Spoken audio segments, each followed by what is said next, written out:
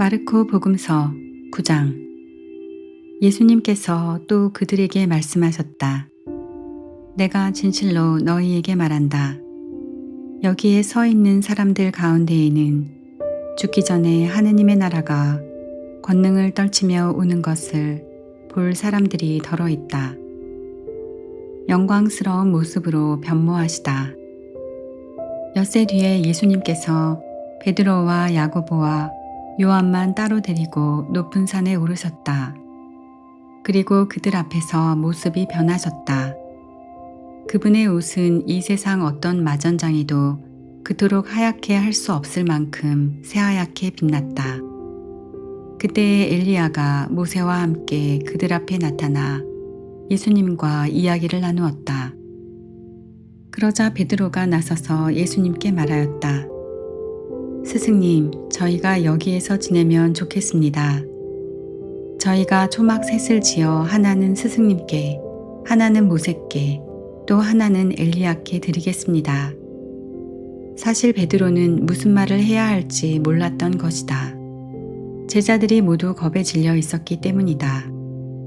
그때에 구름이 일어 그들을 덮더니 그 구름 속에서 이는 내가 사랑하는 아들이니 너희는 그의 말을 들어라 하는 소리가 났다. 그 순간 그들이 둘러보자 더 이상 아무도 보이지 않고 예수님만 그들 곁에 계셨다. 그들이 산에서 내려올 때에 예수님께서는 그들에게 사람의 아들이 죽은 이들 가운데에서 다시 살아날 때까지 지금 본 것을 아무에게도 말하지 말라고 분부하셨다. 그들은 이 말씀을 지켰다. 그러나 죽은 이들 가운데에서 다시 살아난다는 것이 무슨 뜻인지를 저희끼리 서로 물어보았다. 엘리야의 재림. 제자들이 예수님께 율법학자들은 어째서 엘리야가 먼저 와야 한다고 말합니까? 하고 물었다. 그러자 예수님께서 그들에게 말씀하셨다. 과연 엘리야가 먼저 와서 모든 것을 바로잡는다. 그런데 사람의 아들이 많은 고난과 멸시를 받으리라고 성경에 기록되어 있는 것은 무슨 까닭이겠느냐. 사실 내가 너희에게 말하는데 엘리야에 관하여 성경에 기록된 대로 그가 이미 왔지만 사람들은 그를 제멋대로 다루었다. 어떤 아이에게서 더러운 영을 내쫓으시다. 그들이 다른 제자들에게 가서 보니 그 제자들이 군중에게 둘러싸여 율법학자들과 논쟁하고 있었다. 마침 군중이 모두 예수님을 보고는 몹시 놀라며 달려와 인사하였다. 예수님께서 그들에게 저들과 무슨 논쟁을 하느냐 하고 물으시자 군중 가운데 한 사람이 대답하였다. 스승님, 벙어리 영이 들린 제 아들을 스승님께 데리고 왔습니다. 어디에서건 그 영이 아이를 사로잡기만 하면 거꾸로 때립니다. 그러면 아이는 거품을 흘리고 이를 갈며 몸이 뻣뻣해집니다. 그래서 스승님의 제자들에게 저 영을 쫓아내 달라고 하였지만 그들은 쫓아내지 못하였습니다. 그러자 예수님께서 아, 믿음이 없는 세대야. 내가 언제까지 너희 곁에 있어야 하느냐. 내가 언제까지 너희를 참아주어야 한다는 말이냐. 아이를 내게 데려오너라 하고 그들에게 이르셨다. 그래서 사람들이 아이를 예수님께 데려왔다. 그 영은 예수님을 보자 곧바로 아이를 뒤흔들어 댔다. 아이는 땅에 쓰러져 거품을 흘리며 뒹굴었다. 예수님께서 그 아버지에게 아이가 이렇게 된 지 얼마나 되었느냐 하고 물으시자 그가 대답하였다. 어릴 적부터입니다. 저 영이 자주 아이를 죽이려고 불 속으로도 물 속으로도 내던졌습니다. 이제 하실 수 있으면 저희를 가엾이 여겨 도와주십시오. 예수님께서 그에게 하실 수 있으면이 무슨 말이냐. 믿는 이에게는 모든 것이 가능하다 하고 말씀하시자 아이 아버지가 곧바로 저는 믿습니다. 믿음이 없는 저를 도와주십시오 하고 외쳤다.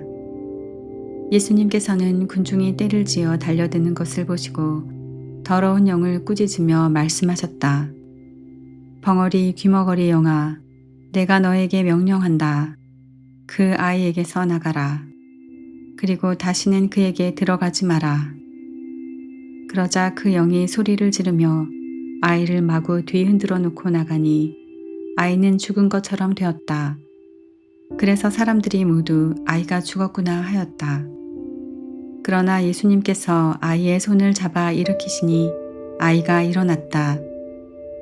그 뒤에 예수님께서 집에 들어가셨을 때에 제자들이 그분께 따로 어째서 저희는 그 영을 쫓아내지 못하였습니까? 하고 물었다. 예수님께서는 이렇게 대답하셨다. 그러한 것은 기도가 아니면 다른 어떤 방법으로도 나가게 할 수 없다. 순환과 부활을 두 번째로 예고하시다. 그들이 그곳을 떠나 갈릴레아를 가로질러 갔는데 예수님께서는 누구에게도 알려지는 것을 원하지 않으셨다. 그분께서 사람의 아들은 사람들의 손에 넘겨져 그들 손에 죽을 것이다. 그러나 그는 죽임을 당하였다가 사흘 만에 다시 살아날 것이다 하시면서 제자들을 가르치고 계셨기 때문이다. 그러나 제자들은 그 말씀을 알아듣지 못하였을 뿐만 아니라 그분께 묻는 것도 두려워하였다.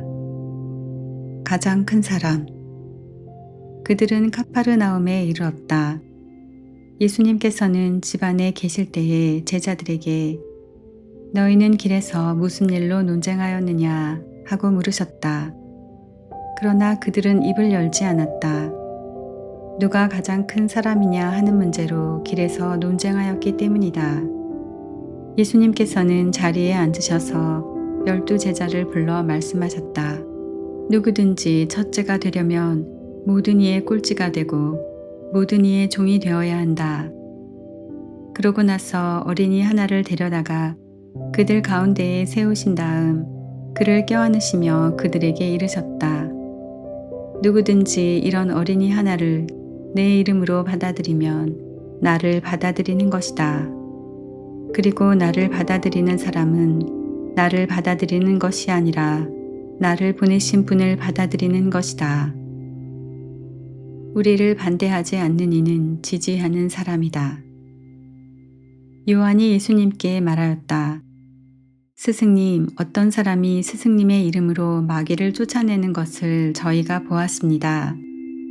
그런데 그가 저희를 따르는 사람이 아니므로 저희는 그가 그런 일을 못하게 막아보려고 하였습니다. 그러자 예수님께서 이르셨다. 막지 마라. 내 이름으로 기적을 일으키고 나서 바로 나를 나쁘게 말할 수 있는 사람은 없다. 우리를 반대하지 않는 이는 우리를 지지하는 사람이다. 내가 진실로 너희에게 말한다.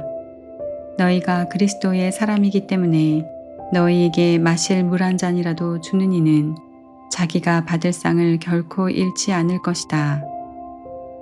죄의 유혹을 단호히 물리쳐라. 나를 믿는 이 작은 이들 가운데 하나라도 죄짓게 하는 자는 연자매를 목에 걸고 바다에 던져지는 편이 오히려 낫다. 내 손이 너를 죄짓게 하거든 그것을 잘라버려라. 두 손을 가지고 지옥에 그 꺼지지 않는 불에 들어가는 것보다 불구자로 생명에 들어가는 편이 낫다. 내 발이 너를 죄짓게 하거든 그것을 잘라버려라. 두 발을 가지고 지옥에 던져지는 것보다 절름발이로 생명에 들어가는 편이 낫다. 또 내 눈이 너를 죄짓게 하거든 그것을 빼 던져버려라. 두 눈을 가지고 지옥에 던져지는 것보다 외눈박이로 하느님 나라에 들어가는 편이 낫다. 지옥에서는 그들을 파먹는 구더기도 죽지 않고 불도 꺼지지 않는다. 소금, 모두 불소금에 절여질 것이다. 소금은 좋은 것이다. 그러나 소금이 짠맛을 잃으면 무엇으로 그 맛을 내겠느냐. 너희는 마음에 소금을 간직하고 서로 평화롭게 지내라.